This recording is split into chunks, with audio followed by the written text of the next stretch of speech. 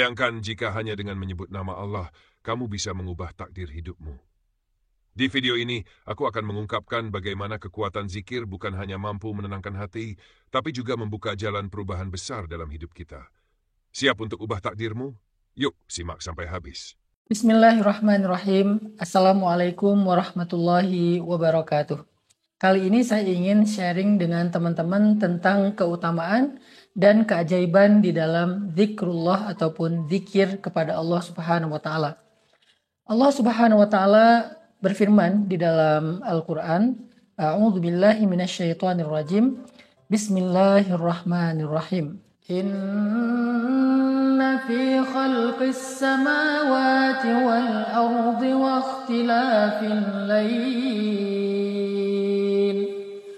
ikhtilafil layli wan nahari la ayatin liulil albab alladzina yadhkuruna Allaha qiyaman wa qu'udan wa 'ala junubihim alladzina yadhkuruna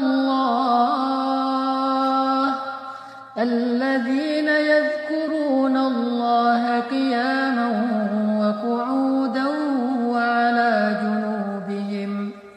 Di dalam ayat tersebut Allah Subhanahu wa taala menjelaskan tentang ciri orang-orang yang cerdas atau disebut dengan istilah ulul albab. Ulul albab itu artinya orang yang memiliki pikiran yang cerdas, perasaan yang peka, dan hati yang lembut. Sehingga Allah Subhanahu wa taala memberikan mereka gelar dengan nama ulul albab. Nah, apa ciri-ciri orang yang ulul albab ini? Orang yang peka, orang yang hatinya halus atau lembut, orang yang pikirannya cerdas ataupun brilian. Siapa mereka? Apa ciri-ciri mereka? Ternyata salah satu di antara ciri-ciri mereka adalah yadhkurunallah. Mereka selalu mengingat Allah. Selalu mengingat Allah yang Allah istilahkan dalam keadaan qiyaman wa qu'udan wa 'ala junubihim. Dalam keadaan mereka berdiri, dalam keadaan mereka duduk, dan dalam keadaan mereka berbaring. Ini adalah sebuah ilustrasi bahwa mereka mengingat Allah itu bukan hanya ketika sholat, tetapi mereka mengingat Allah dalam kehidupan mereka, apapun kondisi yang sedang mereka jalani. Mereka selalu mengingat Allah, dan itulah ciri orang yang cerdas. Nabi SAW mengatakan perumpamaan orang mukmin yang berzikir kepada Allah Subhanahu wa taala itu adalah seperti perumpamaan orang yang hidup. Sedangkan orang yang tidak mengingat Allah atau berzikir kepada Allah itu seperti orang yang mati. Artinya kehidupan hati seseorang, jiwa seseorang itu ada di dalam zikrullah. Sehingga bisa dikatakan hati yang tidak pernah berzikir, jiwa yang tidak pernah mengingat Allah, pikiran yang tidak pernah mengingat Allah, itu seperti jasad tanpa nyawa. Jasad tanpa nyawa maka disebut dengan mayit dan tidak berharga. Inilah diantara banyak sekali dalil-dalil tentang keutamaan zikir. Nah, bagaimana cara kita berzikir kepada Allah Subhanahu wa taala agar kita termasuk ulul albab, agar kita dianggap sebagai orang yang hidup, agar kita diumpamakan seperti syajaratun thayyibah, pohon yang berkah, agar kita diistilahkan dengan buah jeruk yang harum dan manis dan juga sehat. Bagaimana cara kita berzikir kepada Allah Subhanahu wa taala? Yang pertama adalah berzikir kepada Allah dengan lisan. Berzikir kepada Allah dengan lisan itu artinya kita selalu mengawali segala sesuatu dalam kehidupan kita dengan menyebut nama Allah. Itu zikir lisan kita yang paling gampang. Minimal kita bilang bismillah. Dalam aktivitas apapun, selama aktivitas itu adalah sesuatu yang baik dan sesuatu yang mubah, maka kita awali dengan bismillah. Bahkan sesuatu yang mubah itu artinya tidak berpahala, tidak berdosa. Kayak kita lagi olahraga, kita lagi makan, kita lagi tidur, itu kan pekerjaan-pekerjaan atau aktivitas yang tidak berpahala tapi juga tidak berdosa.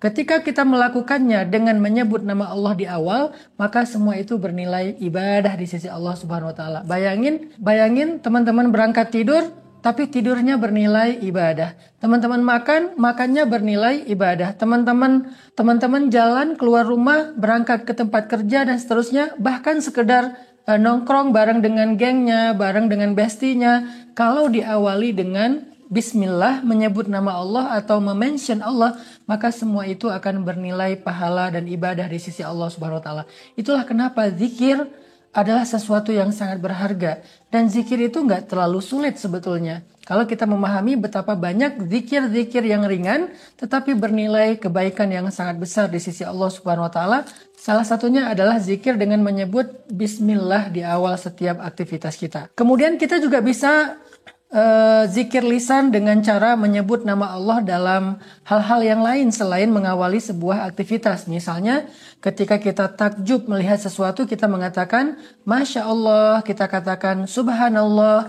Ketika kita dalam keadaan lemah, kita bilang La haula wa la quwata illa billah. Ketika kita ngerasa sendiri, kita bilang Hasbiyallah wa ni'mal wakil. Ketika kita gelisah atau ketika kita merasa nggak nyaman, kita katakan A'udzubillahi minasyaitonirrajim. Banyak lagi kalimat-kalimat yang di dalamnya ada nama Allah, maka itu bermakna zikir. Dan kata Nabi, segala sesuatu yang di dalamnya ada nama Allah, maka Allah akan berikan keberkahan dan kebaikan. Ini adalah contoh-contoh dari zikir lisan. Nanti ada lagi zikir lisan yang ringan tetapi besar sekali pahalanya di sisi Allah. Kata Nabi, kalimatan khafifatan alal lisan, Sakilatan fil mizan, habibatan ilar rahman. Ada dua kalimat yang diucapkan dengan lisan itu ringan banget, tetapi dia sangat berat timbangan kebaikan atau pahalanya di sisi Allah, dan juga sangat dicintai Allah kalimat ini. Apa dia? Subhanallahi wa bihamdih, subhanallahil azim. Jadi teman-teman, sehari sekali aja Subhanallah wa bihamdi subhanallahil azim itu udah luar biasa, bisa memberatkan timbangan kebaikan kita dalam satu hari itu loh. Apalagi kalau teman-teman bisa mengatakannya lebih dari sekali. Teman-teman juga bisa zikir lisan setelah sholat, la ilaha illallah, kemudian subhanallah, alhamdulillah, Allahu akbar 33 kali, dibiasain after sholat. Ini semuanya adalah bentuk zikrullah yang bernilai kebaikannya luar biasa, dan juga bukan sekedar pahala kebaikan di akhirat, tetapi juga berbentuk keberkahan dan kebaikan dalam kehidupan kita di dunia. Yang kedua, setelah kita berzikir dengan lisan, ada juga varian zikir hati atau zikir qalbu. Gimana sih zikir hati ini? Allah Subhanahu wa taala berfirman, Alladzina idza dzukirallah wajilat qulubuhum. Orang yang kalau ingat Allah, hati mereka jadi bergetar. Nah, ini hatinya yang bergetar, gimana cara kita berzikir dengan hati sampai hati kita bergetar? Zikir hati itu bukan sekedar kita ngucapin nama Allah, tetapi tiba-tiba kita ingat, oh kan ada Allah. Oh kan saya udah ngelibatin Allah. Ya udah deh, serahin aja sama Allah. Nah, ketika kita ingat dengan pikiran kita, lalu ingatan itu kita masukkan ke dalam hati dalam bentuk belief, dalam bentuk yakin, dalam bentuk percaya, maka itu artinya kita sedang zikrullah dengan hati. Jadi bukan diucapin doang, tapi ingat gitu. Jadi hati itu connect dengan pikiran dan ingatan kita. Misalnya kita lagi berharap sesuatu, tetapi khawatir bisa nggak saya mendapatkan itu. Tiba-tiba ingat nih, tapi kan Allah Maha Kuasa. Ya udah deh, saya percaya aja sama Allah, selama itu baik pasti Allah akan berikan untuk saya. Itu namanya zikir hati.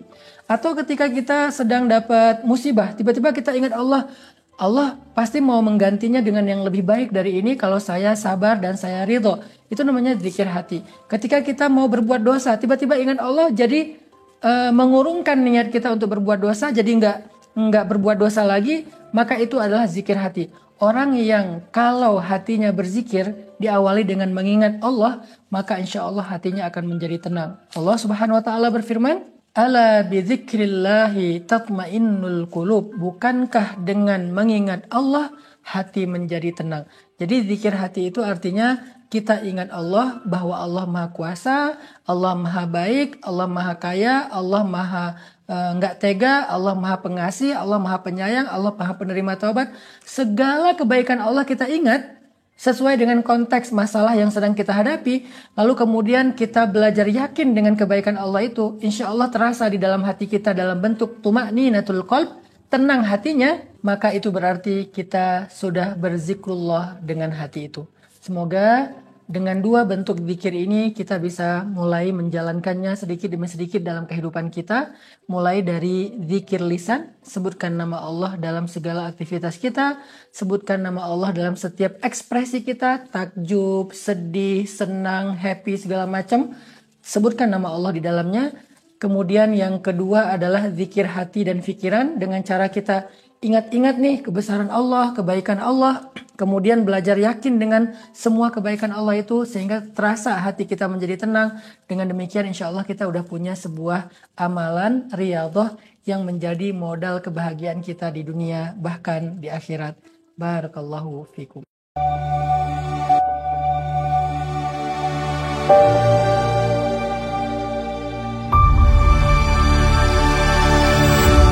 Ceramah Ustadz Hanan Attaqi menekankan pentingnya zikir kepada Allah sebagai ciri orang yang cerdas ulul albab dan sebagai tanda kehidupan hati yang sehat. Zikir dilakukan tidak hanya dengan lisan, seperti mengucapkan bismillah atau subhanallah dalam aktivitas sehari-hari, tetapi juga dengan hati, yaitu mengingat kebesaran dan kebaikan Allah serta yakin dengan kuasanya.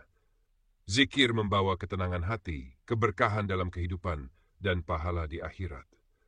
Dengan zikir, seseorang dapat meraih kebahagiaan dunia dan akhirat, serta menjadi pribadi yang selalu dekat dengan Allah dalam setiap kondisi.